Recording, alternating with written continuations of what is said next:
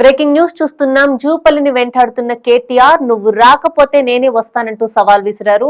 అలాగే నీ శాఖలో జరుగుతున్నది నీకే తెలియదు, ఇంకా పక్క శాఖ గురించి నీకేం తెలుసు అంటూ కేటీఆర్ విమర్శించారు మంత్రి జూపల్లిని. ఆ విషయం నువ్వే స్వయంగా చెప్పావు అంటూ కేటీఆర్ చురుకలంటించడం జరిగింది.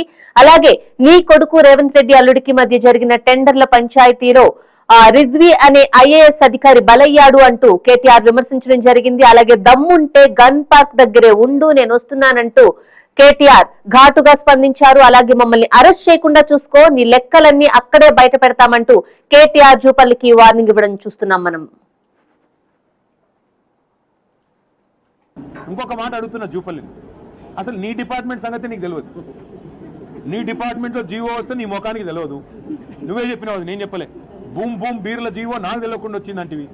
నీ దిక్కుమాలిన పంచాయతీలో నీకు మీ ముఖ్యమంత్రికి జరిగిన పంచాయతీలో ఆఖరికి రిజ్వీ గారనే ఒక అధికారి, ఐఏఎస్ అధికారి, చివరికి మీ ఇద్దరి పోరు భరించలేక హోలోగ్రామ్ టెండర్లలో నీ కొడుకు ముఖ్యమంత్రి అల్లుడు పంచాయతీ తీర్చలేక ఇద్దరిని సాటిస్ఫై చేయలేక పారిపోయి చివరికి వీఆర్ఎస్ తీసుకొని ఒక ఐఏఎస్ అధికారి, ఒక నిజాయితీ పరుడైన ఐఏఎస్ అధికారి రిజ్వీ గారు రాజీనామా చేసిన మాట వాస్తవం కాదా? సిగ్గుందా మీకు?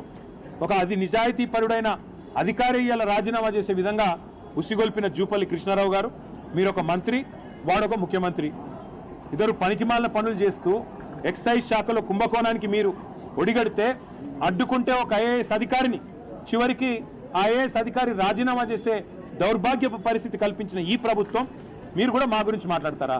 చేతనైతే అక్కడే ఉండు. మా వాళ్ళని కంచన్బాగ్ పంపించావు కదా, మరి కంచన్బాగ్ పోదాంపా, అక్కడ కూర్చొని మాట్లాడదాం పోలీస్ స్టేషన్లో. ఈ పోలీసులు రక్షణగా ఉంటారు.